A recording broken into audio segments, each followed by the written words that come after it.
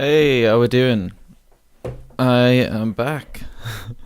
I hope everyone's had a great 2 weeks off. Me? It's been 2 weeks.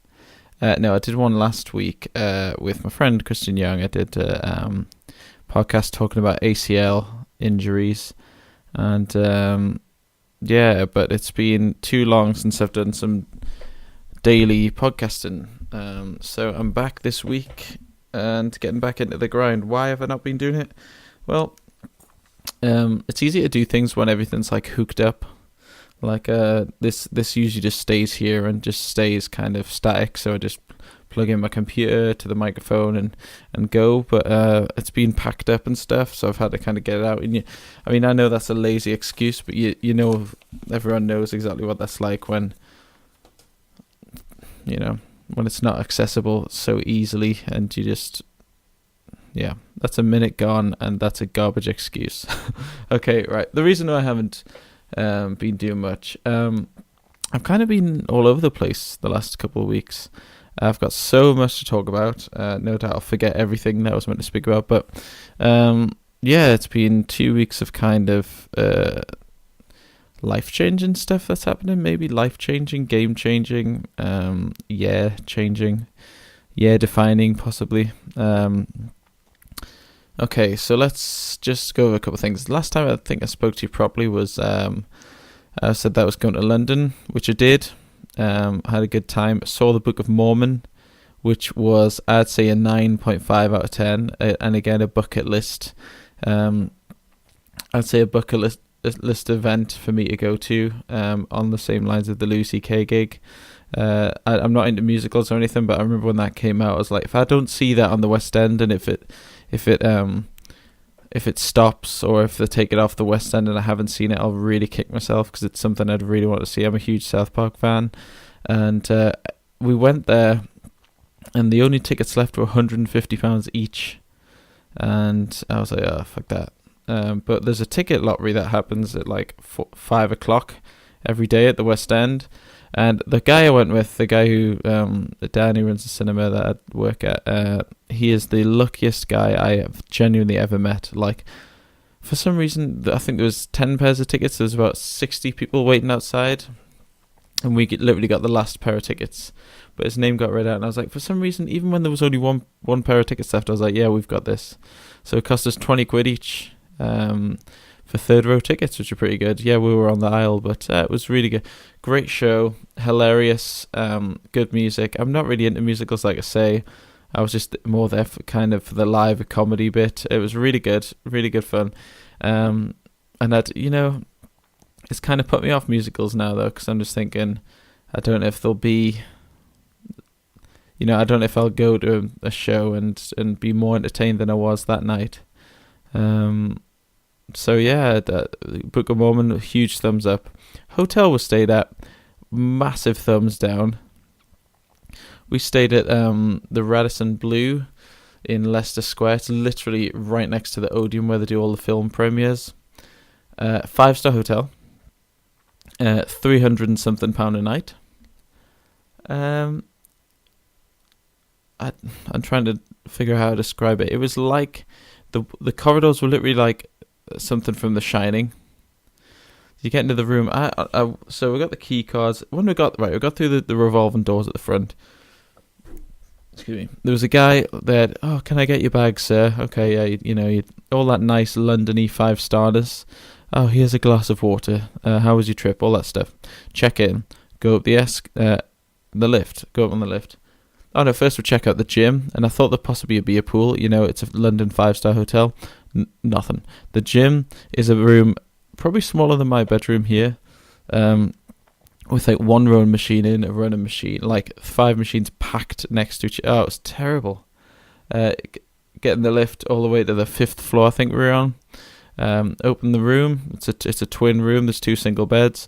Literally, I'm expecting to open the room into kind of some kind of suite. It was called a suite that we stayed in.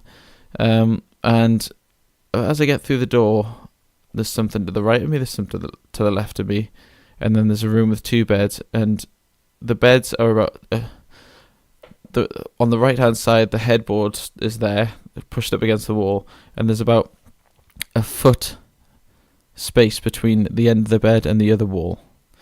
Something to the right of me was a bloody closet. To the left was the bathroom, a little bathroom. And for £300 a night, 5-star hotel. We overlooked a building site as well. So that was our view. A nice building site that started at 7 in the morning. It was just terrible. I couldn't be more disappointed. We were so excited, like 5-star hotel in London. We're gonna live like kings. But then realised that we could have got somewhere cheaper. That was a 4-star hotel with a pool and everything. Like, just terrible hotel. Great location, but apart from that, atrocious. So, anything else more to say about London? Yeah, the Picture House cinema in Leicester Square, or it's around Leicester Square and Piccadilly Circus. There's a big Picture House cinema. The best cinema I've ever been to. That's where the event was. Got to meet the dummy of Daniel Radcliffe from The Swiss Army Man. I think that dummy cost like 30 grand, and they were giving out free wine towards the end of the day, and I hadn't eaten anything, so I was messing the dummy around a bit. Like in the photo, I had a hold of his cheeks like a dad with an angry toddler, and I got told off. Safe to say, but good weekend. Came back from London, and finished the drone video. This was the news that me and Kit were talking about last time. Drone video was finished. It took me a couple of months. I know I've been talking about it a little bit here on the podcast. It took me a few months to film, quite a bit to edit, just to kind of get it right to what I was happy with. And I was happy with the finished product. I put it out there on Facebook. I think it was a week. What's today? Monday? Almost 2 weeks ago, actually.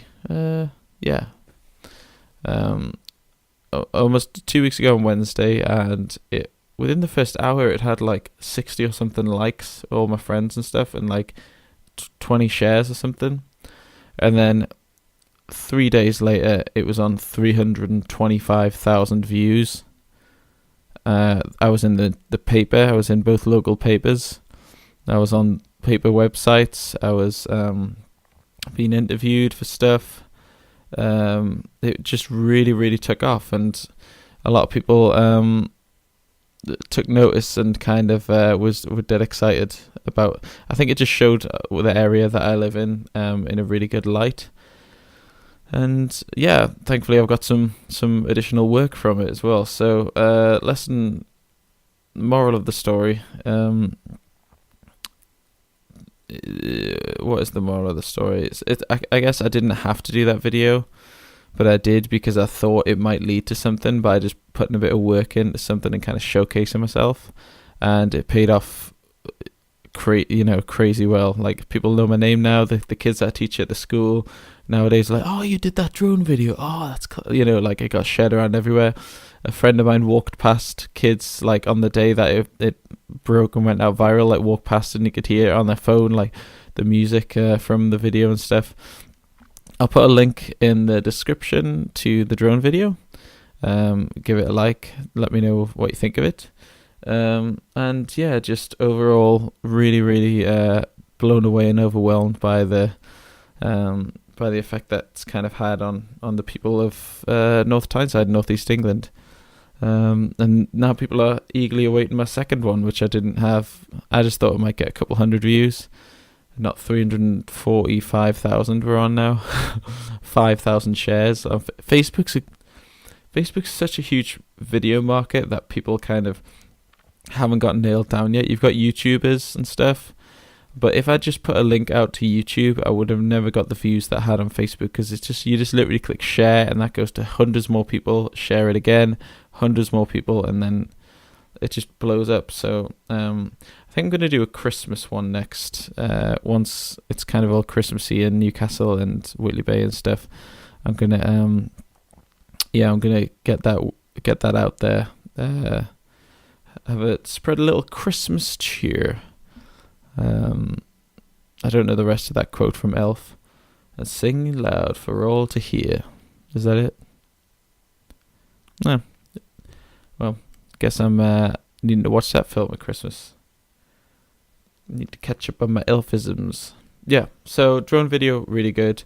London trip, really good. Anything else? So what's happened this week? Third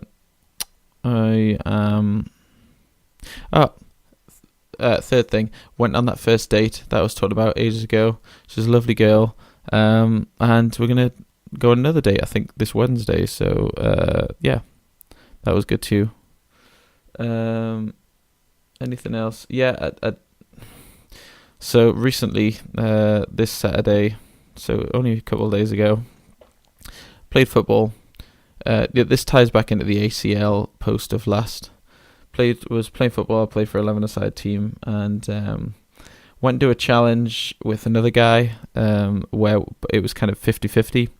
And the ball was in the middle, and both of us, you put like my right foot, his right foot, were both like side footed the ball, trying to just hit it as hard as you can. It always happens in football.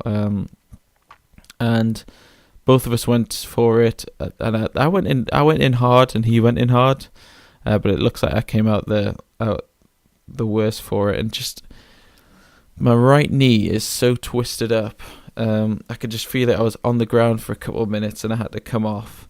And I just, for some reason, if I'm trying to walk straight now, my right knee like clicks out, like where it hurts most is if you're just walking normally. I feel like I've got no strength on the left side of my right knee, and it feels like it's clicking back into place every time I try to walk straight. So it kind of pushes out to the right, because there's no kind of muscle to. I don't know. Have I ruptured my ACL? We'll find out, because I couldn't walk after that. I actually did play the last 10 minutes, but just hobbled around, and then probably made it worse. But then that night I was in absolute agony. Yesterday I was in. It got better, and today I'm walking again. I'm feeling a lot better about it, but it still hurts when I kind of do any sort of twisting or turning on the knee. But if it gets any worse, I'm gonna have to get that checked out. And if I've got an ACL problem, that's just typical. I hope it isn't. I hope it's literally just a twisted knee, and everyone who I've told I've ruptured my ACL can continue to ridicule me like they already are.